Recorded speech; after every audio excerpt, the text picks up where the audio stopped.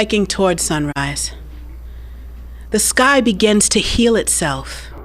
Bruises fade into heathered rainbows of lavender and crushed raspberries, and light comes like a fog lifting. I have, as I typically do, arrived later than planned. There are flashes of broken light and the slightly different whisper bent grass makes to tell the story of someone trod upon it. But no one still waits for me. I could re-pull the shades and bundle myself in the covers of darkness and habit, but I begin to walk, alone, knowing someone waits for me at the summit. His silhouette is there, leaned against a wooden staff, crooked at the tip and caressed into softness by the strength of his grip around certain curves. I am grateful that the spiral lies on the mountainside lit by dawn. At least I can see my possibilities. There are outcroppings of rock, homages to walls and barriers overturned and left broken. Someone has drawn an arrow in the sand, and I am grateful, though the path is wide as my body laid head to foot, perhaps with an arm outstretched. I have become lost on narrower ways. There are no stars to guide me. Even Venus and Jupiter and their astral brightness fade into the rising dawn. Shapes that in dimmer lights would have names and faces have already arrived at this place. I am not early. I did not arrive here in time to also be a waiting shape with hand outstretched. But I am in place when at last the sun rises.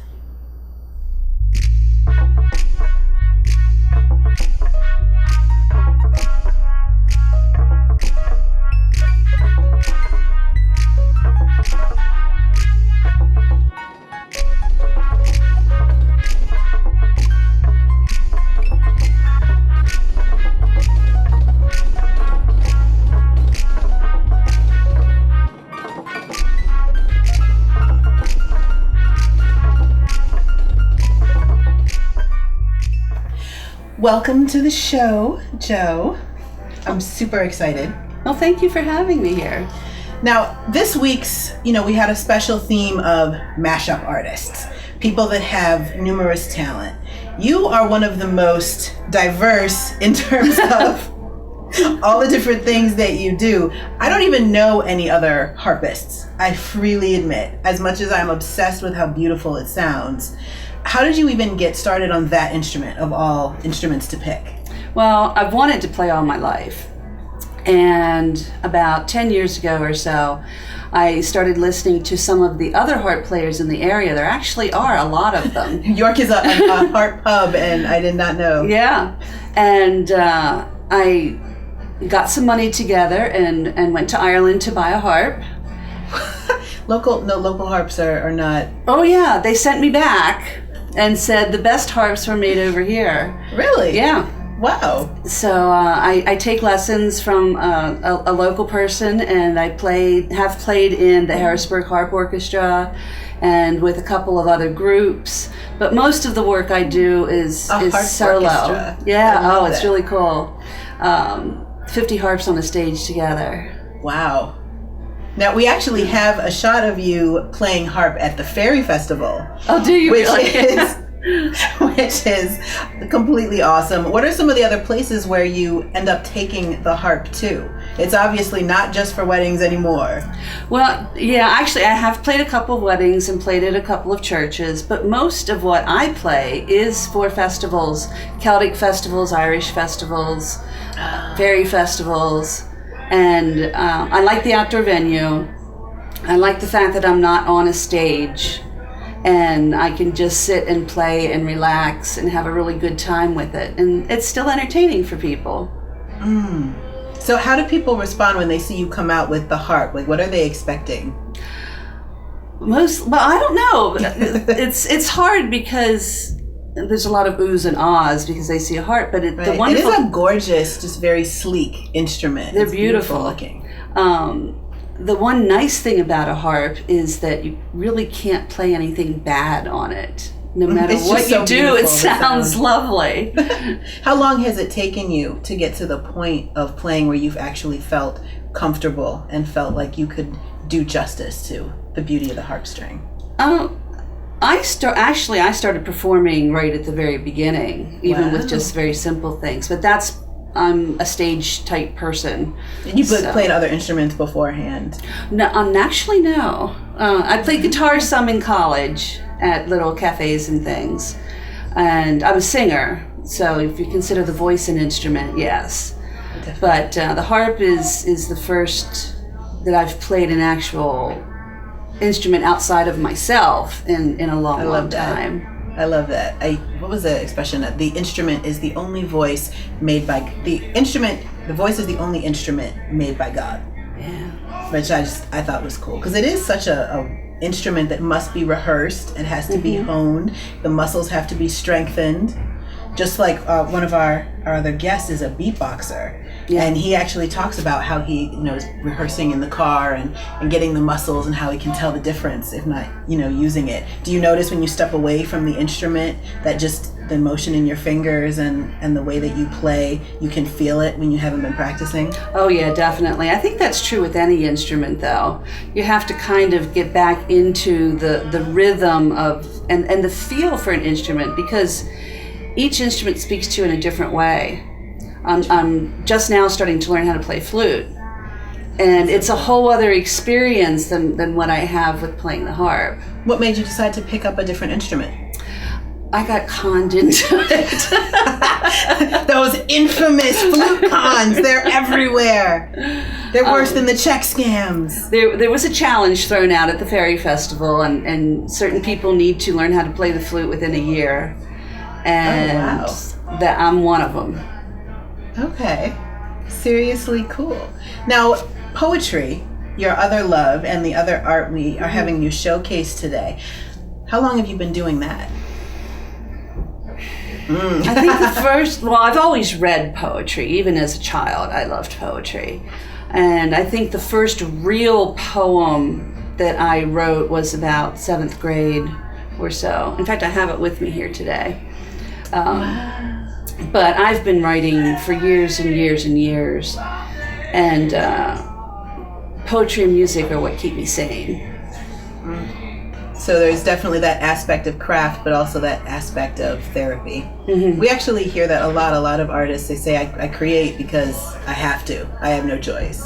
Yeah, especially with poetry for me, it's not something I have to work at. It's not something like I sit down and think, oh, I'm going to write a poem today.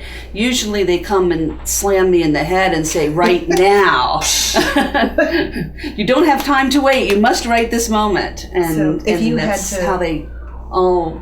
for some reason, they overtake me. Okay, so how would you describe your voice, your particular style of poetry? That's pretty hard. I would say most of it is free verse, but I do like writing poetry that rhymes. I do like several of the different forms that poetry can come in, and I like playing around with them. I love to read poets like Billy Collins, who... when you first read the poem, it's a lovely poem, but when you go back and read it again, all of a sudden you realize, oh, this rhymes. Oh, this has meter to it. How did that so happen? it's more than just writing prose and cutting it up into lines. Right. There's actually that one extra step there where you have to think about not just what you want to say, and not just finding the perfect word to make the perfect picture that you want to convey, but there's the craft of the poem involved then. And I love doing things like that. Ooh, very cool. I love that. All right, so if you had to pick music or poetry, which would you say most strongly embodies your voice and what you want to get across? Wow. I know these are the hard ones. The hard hitting. For me, it's both. It really is. The two of them together are what keep me going.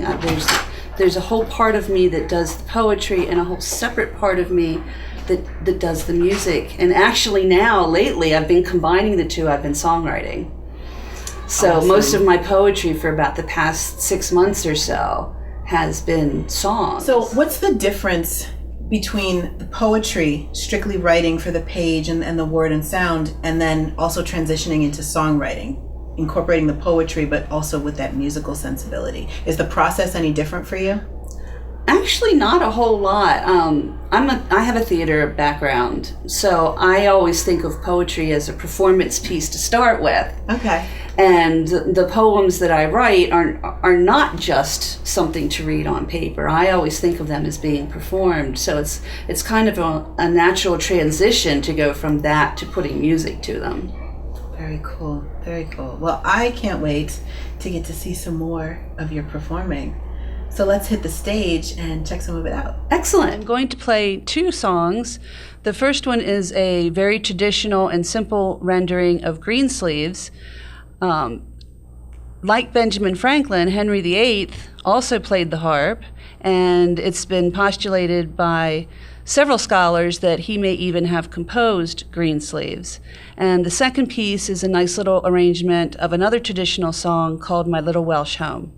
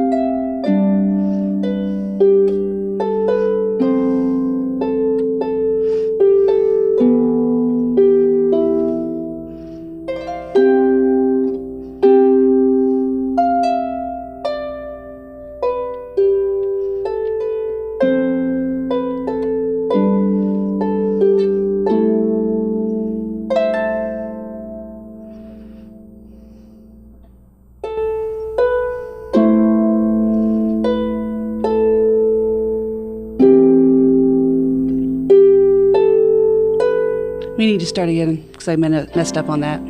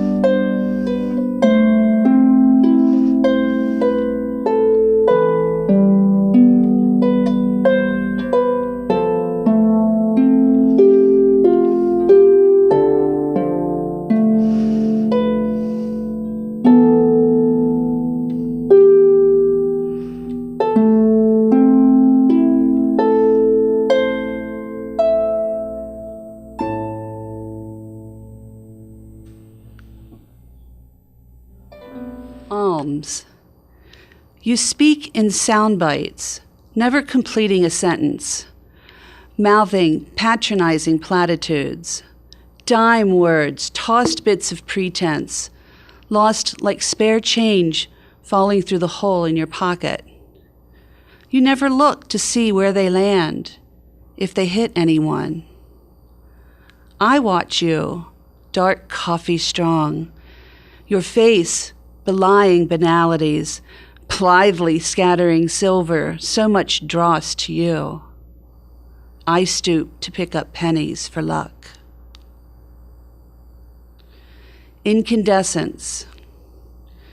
She illuminates him, draws current from spark, focuses the charge within, inducing magnetic force for him to transform coiled resistance into potential. He grounds her, provides the power base from which she can soar, changes cathode to current, energizing and renewing her, generating the field for her strength. Together, they connect vectored degrees of freedom, defining their motion and direction, complementing force and flow, arcing across phases, completing the circuit. Playground. You slip from my arms, and I grab your wriggling wrist, spin you back for one more hug, lick my thumb to erase one more smudge, before you wrench yourself out of my grasp, make a run for the swings, where you can leave the ground behind. Roadkill. It lies there, flat, crushed midway between white and yellow infinities. Stupid animal. Didn't it know better than to step over the line and tread into dangerous territory, inviting oblivion? We must heed the cautions, seek safety, hold back desires and deny the dare. But your touch is exquisite, like the roar of a Mack truck just before impact. So our next mashup artist is one of my favorite people from the music scene today, Tony C, and he is a beatboxer. No, it really is still 2013. It is not 1982, but beatboxing has come a long way from where it first started. And Tony C is absolutely the epitome of the highest heights of what it's become. In fact, you actually do a beatboxing competition, which in the Midwest. Why in the Midwest? Well, it's in the Midwest because I met a beatboxer named Lethal Effects, is the name he goes by. His name is Ludovic. And every beatboxer has a little nickname and stuff. Mine's just my nickname, but. Right. So I met him in New York City last year at the American Beatbox Festival, actually. Last year I was a featured performer out there. A bunch of beatboxers from all over the country came out to New York City. We all gathered up. Wow. Had like a 4-day festival, and I met him, and we had future plans of wanting to organize events. A lot of guys weren't into that side of it. They just wanted to beatbox. And we thought, let's organize some events. It's always hard doing the business side and the art side. Yeah, we wanted to cater for kids to have an environment to grow up in and have more events to do and stuff. So actually we did the Midwest Beatbox Battle. Bam! In Youngstown, Ohio. And we're doing it again this year in Columbus, Ohio. So it's a 16-person beatbox battle where 2 people head-on-head go, and 16 persons are all the way up until a final round. And we actually have some beatbox battle video. Mm-hmm. Yeah, my first battle, the battle I was actually in, that I participated in. Let's check it out.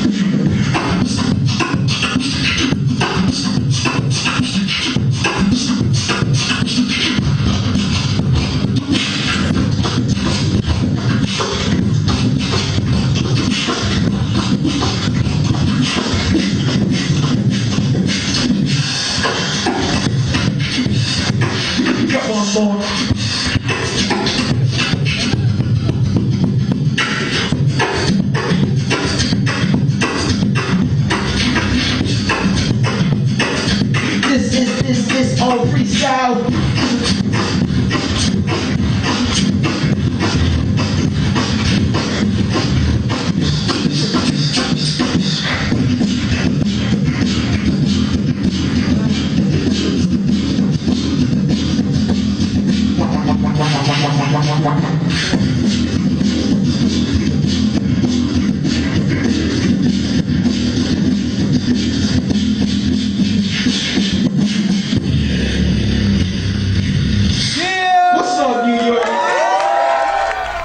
Pretty cool. That's actually really serious. So do these battles get really intense? Like, are people just, is there throwdowns? Are they fighting?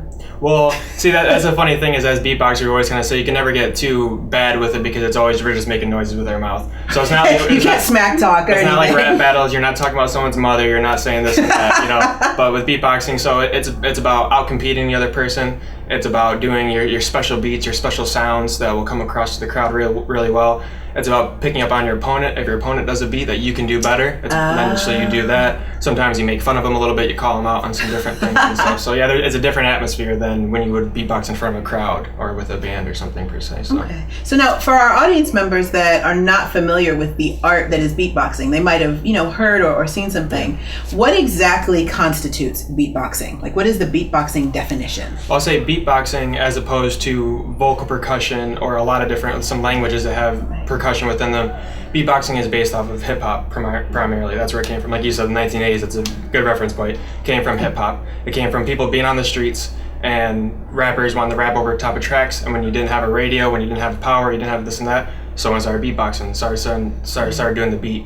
And kind of evolved from then. Back in the day, you remember names like Dougie Fresh and the Fat Boys and Click the Super Latin were a couple different people. So that was not a basic form of beatboxing, but the beginning of beatboxing. Not as advanced, not as technical, not as many sound effects, more based on hip hop, more based on the beat and stuff. And as it's evolved now, it's got influenced by electronic music, rock music, funk music, all kinds of stuff. Because a lot of the sounds that you make, I've noticed in your performing and the rhythms that you use, are actual, uncanny mimics of real instruments. Right. But you're able to create that sound just with your voice. So you have so much more control over when it comes in, or how loud, or what what use that sound is. How did you discover the ability to do this?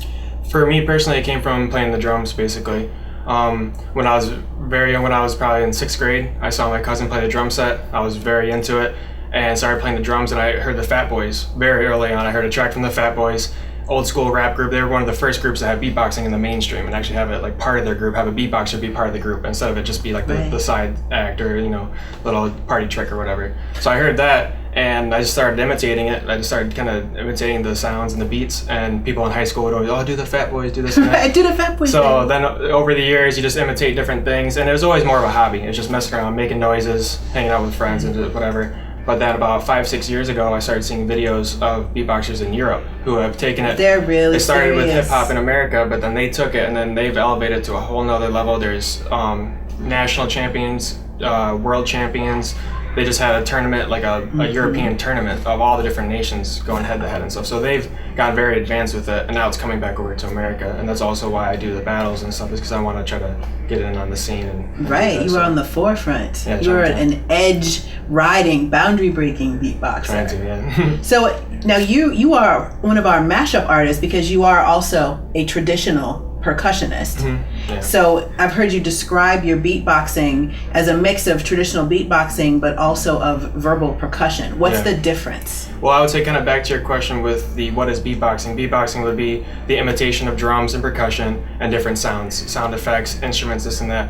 So a lot of beatboxers more stay in that realm of like an imitation and not so much of a creation, instead of having the flow and creating the rhythm and stuff. But what I do in particular is, like you said, a blend of vocal percussion and beatboxing, where a lot of beatboxers don't do it with bands. They do a solo show. They do it, but they're very skilled at what they do. They have whole songs, they have bass lines, they have melodies and all this stuff. sure. So what I do is that I'll do it along with bands, along with keyboards, bass, guitar, singers, the whole deal. So I'm more of the percussion in the background. So like the vocal percussion side of it, and I do some different little sound effects here and there, but That is super, super cool. So did the musicianship fundamentals that you learned working with percussion and traditional instruments, do you find working without the physical tools, do you find that more freeing, or do you find that you do use a lot of the structure from your percussion? it's kind of both. It's freeing, and I'm always playing off that stuff. I'm always thinking of the meter and the tempo and stuff, the backbeat. You're a very thoughtful beatboxer. The backbeat and stuff like that, and because it's about driving the band and stuff like that. You can sit up there and you can beatbox and you can do that, but my role has been in driving the band, is keeping the beat going, doing shows, and you've seen before 10, 15, 20 minutes, like kind of on end, so kind of doing that thing. That's awesome. So I've definitely taken the principles of percussion and drums and applied them to my beatboxing, and even to the literal facts of like paradiddles and drum rudiments and stuff like that. The technical side of drums that you learn, you sit there and practice on the pad. I've kind of done it with my mouth. I sat there and practiced the stuff over and over again, and different patterns, different rhythms and stuff, and yeah. And then it just comes out super cool. Yeah. And seems effortless. You're like, Yeah. that's my job, to make it look easy. And that's what I was just telling someone earlier, is that comes from a lot of practice. Just comes from doing it over and over and over again, and figuring out different sounds, and not being afraid to experiment and just have fun with it. And because ultimately, like I say, you're always just making noise with your mouth. So, So now, if people desperately want to check you out, where can they tend to find you? What are your favorite spots to be performing at? Well, in York, lately I've been performing at the White Rose. I perform with my band there with Blind Ellis. I play at the Holy Hound. I do a lot of open mics at the Depot Tavern. The Depot, Thursday nights. That's a great open mic. Yep. And other than that, there's a lot of different wonderful places out in York. You know, the Cove. I used to do open mics at the Maywins all the time. That's how I got my start here, is doing all the open mics in York, all the different open mics. So that's really the greatest thing, and that's what I was telling some people earlier too, is that's how I got my start. Is I just felt like I want to do this. I want to perform it on a microphone in front of people. I went to a poetry open mic, actually with Word Wide and Artificial. Yeah. So that's how I got my first start. And then from there, just went to open mic after open mic and just got more experience and got more used to it, and kind of went from there. Sweet. Well, I know I want to hear some verbal percussion beatboxing. So let's head to the stage and you can show off what you do. Definitely, yeah. Cool.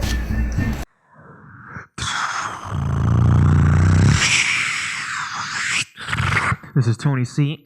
From the mouth.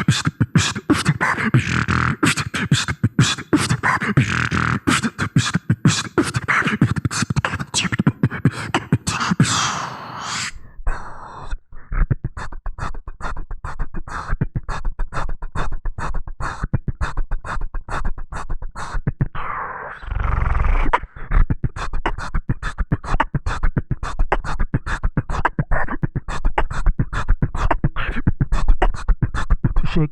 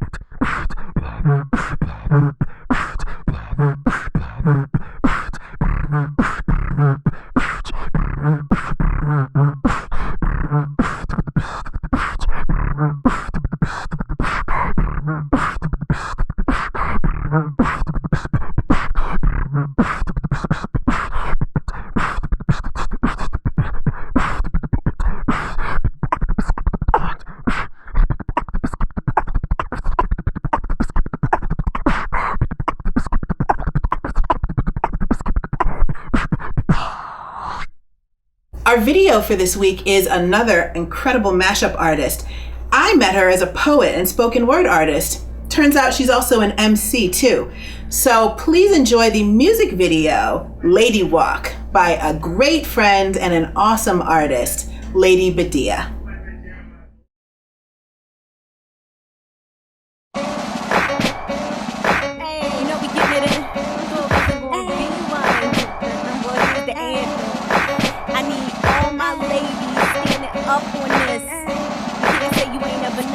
Show you how to work so you can get into your system. That's right. I was 31, he go to work.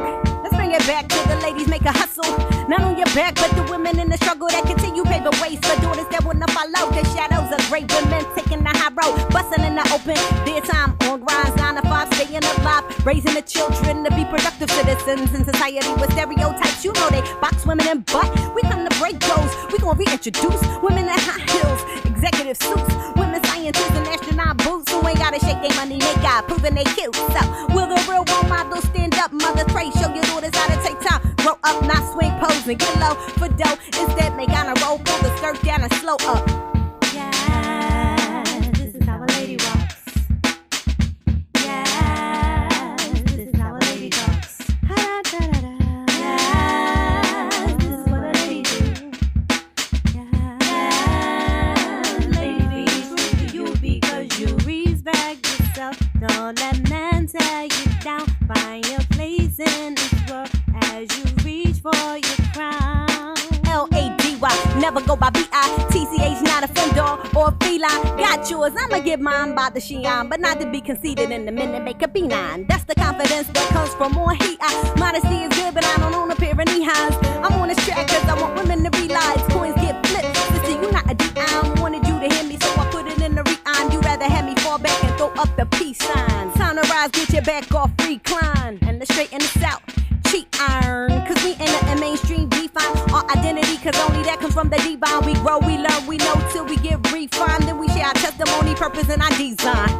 Yeah, this is how a lady walks.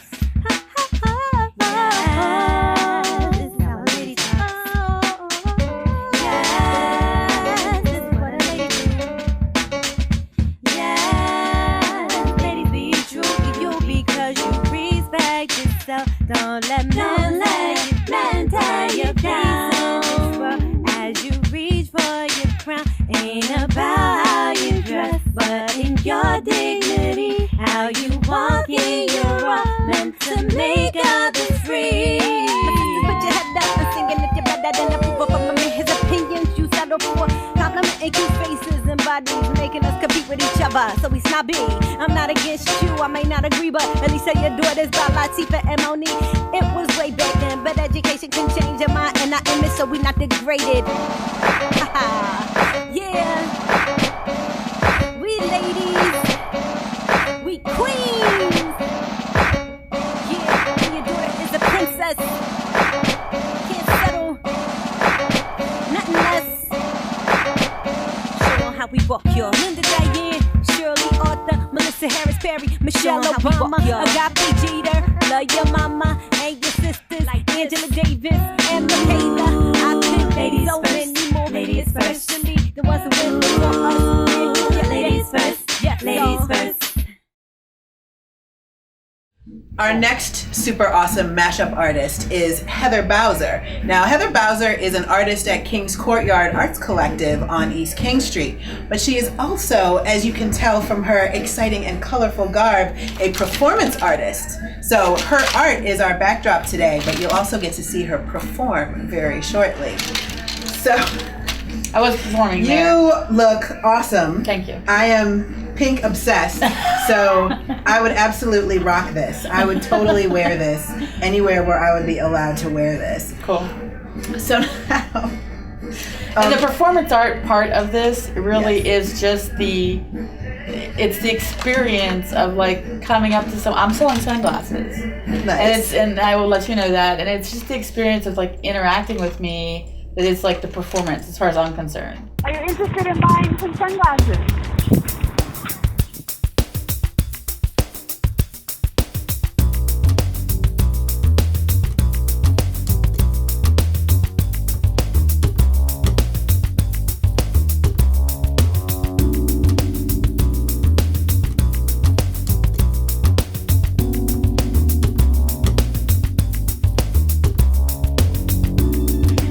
You like them? They look good. Thank you.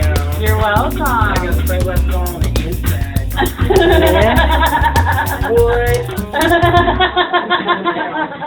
Good for you. So there's not like, I get up and, say, like a poem or make a scene other than the scene I make just by making a spectacle of myself. You are art. You are art right there. Now, how did you get involved with King's Courtyard Art Collective? Well, I got King's Courtyard Artist Collective actually began in a concrete real courtyard in a building that I live on East King Street. I live on the third floor, and in between the two buildings my building and the building next to us, there's like an alleyway or a breezeway, whatever you call it, that comes from the sidewalk to the back of the property, and in between was this big open space. And I had shown my work with another organization, and then it kind of fell apart. And I was like, when I was showing my work, I was like really it really inspired me to work. When you have an audience, when you're working in a vacuum or whatever, it's really true. It's like it's hard when you don't get that support. So I got encouraged by one person in particular who has since passed away, but he was like, Heather, why don't you just start something? Right, just put it out there. So I thought, well, and I talked to my landlord, and he was totally into it, and I went all over. Like I got thrift stores we got rugs donated, like big kind of Oriental type rugs, so cool. And we just totally transformed the space from like a concrete courtyard to like tapestries hanging along the walls. I got someone who volunteered some panels for us that were covered with burlap, and it was open. I didn't really know any artists at that point. I could think of one artist that I knew, and I just started I called him, and I had the hardest time getting through to him. And then finally, I started thinking, okay, who do I know that's an artist? And I just started talking to everybody I ran into. And I found a couple of artists, and it started off, I think, with three or four of us, in the beginning. And we only actually had 3 shows outdoors. Actually, we only had two shows outdoors, but anyhow, the space was transformed. We made a little bit of a splash. People were like, oh, what's this? And it was just called the King's Courtyard. And then in June of 2012, we got a torrential rainstorm that first Friday, and we gave our show in the stairwell. My mom said it was talk about Greenwich Village. It says Greenwich Village. She said, Heather, it's so Greenwich Village. And we had it was just a stairwell with a little foyer at the bottom, and we had popcorn in little plastic solo cups, so you could eat your popcorn so it didn't take up much room. And we had a disco ball going around and some music playing. I don't know if we had one visitor or not, but it was, we were there. Disco balls make everything better anyway. And we had our first Friday flag, which to me was if you had a first Friday flag, part of the contract was official. You are official, and you have to have a show every first Friday. So we had our show. I went within the week, talked to because the person that lived next door to where the courtyard was, because my grandmother actually lived on the first floor. the person who lived next door was moving out, and he said he had a commercial property across the street that was harder to rent out than a residential property. He looked at the property, everybody called their friends, somehow we came up with enough people to make the rent, and that's how it started. Awesome. So now your art is actually particularly unusual because you don't just create in that vacuum. You actually have several different, very specific styles, even with your own names for them. Now, one of the types of pieces that you do is the log drawings. Right. Now, what exactly is a log drawing? Why do you call it that? Well, I was at Carnegie Mellon, and I was studying fine art, and my major was drawing. And I was sitting up one night late with a friend, and you know how, I don't know, we would in college just sit up and just like, I think one night we tried to figure out like what was the answer to the universe, and it was either 1 or 0, because we were trying to figure out this mathematical equation, like we could the meaning of the universe. Yeah, exactly. It's 1 or 0, but we couldn't figure out which one it was. And anyhow, but we were talking like one night about like how could you make a 3-dimensional drawing. So I did this experiment on a chair. It was a total flop. And then I was walking through Shenley Park, which is in Pittsburgh, and I found this kind of limb. It was almost as big as a log, but it was a big limb. And I took it back to my apartment, wrapped it up with newsprint, and just started like drawing on it. And that was my first log drawing. They've kind of evolved since then. Definitely. They've taken on kind of like a life of their own.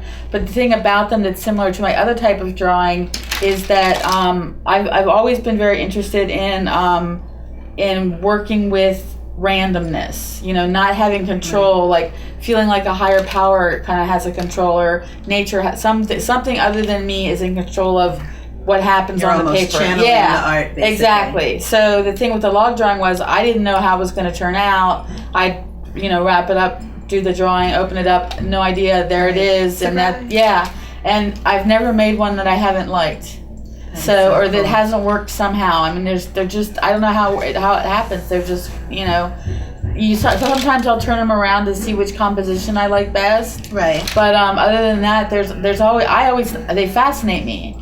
So so that's where log drawings come from. But now tell us about the angel drawings. I think that may have come, I think what might have happened over time is that I opened up kind of like a channel, like we were saying, where I'm channeling, because it's a very spiritual process for me. For the longest time, I worked not only with the log drawings, but randomness. Like I would take a piece of string, just throw it down on the paper, and then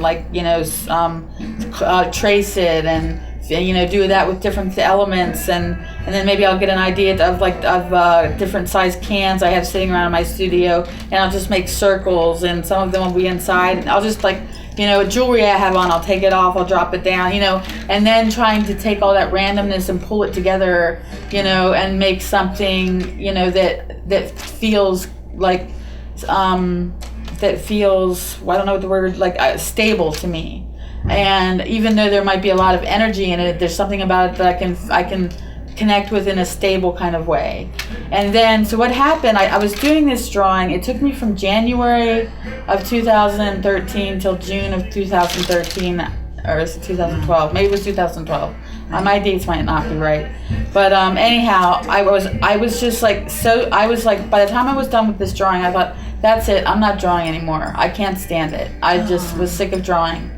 And I took a plain piece of drawing paper, put it up on the board, which I will look at when I'm, kind of sitting in my room just hanging out. And these lights started appearing on the like a circle would appear, or a line would appear. And I was like, huh. So I took my Sharpie marker and I started outlining the bright things that appeared, or I would, if there was just a black line, I would make a black line shape. And you were just seeing these shapes appearing on the plane. I would sit down and they would appear. And somebody actually told me, I spoke with someone recently from York College that said some people she knows just sit down and stare at a piece of paper until a drawing comes to them. I don't know how unique I am, but for me it was a very interesting and spiritual experience, because I had never heard of that. And to see the lights and the lines, and that I felt like spirit was helping me, because I had felt like I had bottomed out, it's like I just felt like I couldn't draw anymore. And then I felt like the angels, I always have an angel usually on. I felt like the angels came in and like helped me out. So that's amazing. That's what it was like. If I feel like, that's why I call them angel drawings, because I feel like they're, you know, the angels are really the ones that make it happen, or spirit, or however you want to, you know. I know there are different, I know there are different people that work with spirit and, you know, in different forms in drawing and stuff, but that's how it works for me. So well, thank you for coming and talking about your beautiful art. Well, thank you. And your process with us. Yeah. This has been, I feel inspired. It makes me want to go home and make some art. Yeah. It totally makes me want to go get one of those hats and pair it with the feather boa and tiara. Well, I have the thrift shop mirror too, and the pillows thrift shop. Most of everything you see is thrift shop, except a wonderful friend of mine made this scarf for me. And I got this at Ollie's, and they were like a whole wall full, and they only fit track phones. And I happen to have a track phone. Divine providence. I know, it works out really well. There's a quick shout out to Ollie's. Ollie's, we need sponsors. And all the thrift shops in New York, we love you. There is a serious art to thrift shopping. Oh man, you gotta go. So it's surprising what you find. My name is Ladi Glori. I'm a spoken word artist, an MC, art musician. I chose the name Ladi Glori because it demands respect, it commands respect, and it well represents what I write and who I am. I'm that head bopping, hate knocking, rap rocking, traffic stopping type chick. I'm that Malcolm X speaking, devil I beat, and novel I'm reading, loves what I'm seeking type chick. I'm that head held high, eyebrows to the sky, be honest and don't lie, but sometimes I cry type chick. I'm that optimistic but pessimistic, try to stay realistic, I don't write the bull type chick. I'm that walk to my own sound, feet planted to the ground, don't stop the world from turning down, cause the God is where I'm bound type chick. I'm that romantic rhythmic beat, so why not take a seat, lie between my musical sheets, make love and begin to reek of this malicious but not melancholy poetic retreat. Y'all beginning to feel the heat, probably because this poem is a freak and I must bring her to this peak and make a climax with just one kiss, because I'm that type of chick. I would definitely describe myself as the underdog poet, because I write about I write to the people who don't necessarily have that voice, and some who don't even want a voice. I write to that kid who is in foster care, who's been abused for how many ever years and now has no reason for pushing forward. I write to the kid who has the mother who was abused, and you know, the kid that's parents was abused, and I write from his perspective because not too many people would be interested in the child's story and how they were affected. I would definitely consider myself the underdog poet. I will not embody this society by possessing only the qualities that you tell me to. Be a slave to you, rant and rave for you, live in shame for you, become complacent and remain for you. No need to blend with the majority. I embrace the minority. I don't have to fit. A smiling misfit I am, happily unfit for this sham. And with you, I will not be on one accord. I'd much rather be ignored. I don't need to be adored by a bunch of freedom takers and perpetrators. My tribe, we need no dictators. We live happily, coexist in harmony, and for you, I will not become a subordinate. Listen to the bullish by the mile. Adapt the bitter taste of the now. So fearful of truth, you say, what's the use? Forget it, I'll lie still and listen to the masses for a while, not my style. And you must be a fool if you think I can be fooled, but I will not lie still, allow you to take my will or blur my vision. You won't impede on my decisions, and no, I won't listen or allow you to distract me, while you feed me negativity so that I may lose the ability to think rationally, lose sight of my responsibility to the real us, the right us, the righteous, ones who speak peace into war, ones who rebel and refuse to be a part of this messed up system of thinking anymore. The non-conformers, the non-performers, the authentics, the real chicks, the imperfects, humble ones, Men with fists, no guns. Ones who don't hide, not afraid to stand up and take on the right side. I owe them my pride, so to heck with the majority. I owe you not my loyalty. So thank you, but no thank you. I will not wear your uniform. And most importantly, no, I will not conform. I started as a poet because I didn't really feel like I had a voice. I didn't feel like I was being listened to. I didn't feel respected as an individual. My ideas were a bit radical compared to other people's. And so I began writing. Now, that's when I guess it gets a little bit different for me, because as I got older, those words began to fit an idea, almost a way of life. So I woke up this morning in the mood to wear fatigues. I figured it would go well with some sneaks and a pair of jeans. But once the material would lie against my skin, it didn't take too long for the conflict to set in. See, I was silently approving those things I didn't believe. Couldn't stand to wear hatred from sleeve to sleeve. I couldn't support or say it's okay that another gay soldier be considered dishonorable today. So they were honorable enough to put their lives on the line for the sake of covering dirty politicians behind. Oh, and while we were complaining about the price of gas, those gay soldiers was fighting for our rights to serve them our ass. Uncle Sam found out career thing of the past, come back a citizen of the third class. Now, on every job application, dishonors on blast, resume after resume, thrown in the trash. Now I support our soldiers, don't make that mistake. But words spoken to the subconscious determine our fate. So as I look in the mirror to see how I'm gonna make this shit work, I figured don't ask, don't tell. Look better in rainbow on an army fatigue shirt. The thing that really captivated me about Jill Scott is she wore her imperfections on her sleeve. When she came out on stage, she came out there still beautiful and just opened her arms and took everyone in, you know, really just let everyone in, and inside of her insecurities, inside of her doubt of self, all of that stuff, and just allow people to be a part of her greatness. Mm-hmm. So I can appreciate that, because as a Black female with imperfections myself, it gave me hope. You know, if Jill Scott can do this, if she can come up here bigger than life with this great smile, and, you know, then why can't I? You know, why can't I be the exciting thing happening? Why can't I bring a little bit of hope to that kid that has none? So that's what Jill Scott was for me. Let's travel this journey together. We don't have to walk forever, but for the time being, don't let my hand go. And on this mission, I promise to listen for as long as you speak. My feet will move to the speed of your choosing. We'll walk our destination into existence, and by the end of this journey, hopefully, I will have earned your trust. I don't need much, just a little leeway. I swear not to lead us in the wrong direction, but please let us not make mention to your pastime. Oh, we both know what happened last time, which is why you selected another walking partner.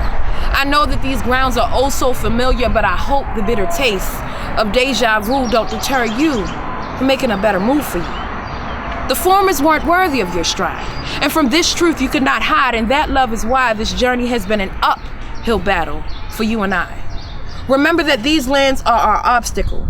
We choose if these grounds will be fertile, giving birth to the love that both of our hearts desire, or if this section of earth will be the burial grounds of our future.